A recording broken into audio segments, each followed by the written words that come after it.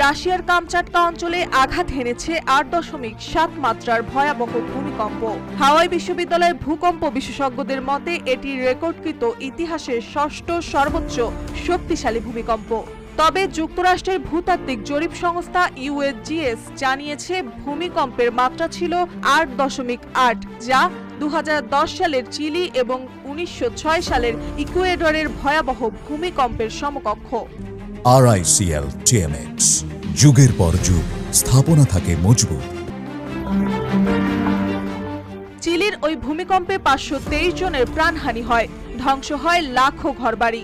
আর ইকুয়েডরের ভূমিকম্পে সৃষ্টি হওয়া বিশাল সুনামি প্রাণ কেড়ে নেয় প্রায় ১৫০০ মানুষের। আজকের কম্পন আরও তাৎপর্যপূর্ণ হয়ে উঠেছে, কারণ একই কামচাটকা অঞ্চলে ১৯৫২ সালে রেকর্ডকৃত প্রথম ৯ মাত্রার ভূমিকম্প ঘটেছিল, যা ভয়াল সুনামির সৃষ্টি করে হাওয়াই দ্বীপে ব্যাপক ক্ষয়ক্ষতি ঘটিয়েছিল। বিশেষজ্ঞরা বলছেন, প্রশান্ত মহাসাগরীয় রিং অফ ফায়ারে অবস্থিত এই অঞ্চল ভবিষ্যতেও বড় ধরনের ভূমিকম্পের ঝুঁকিতে রয়েছে।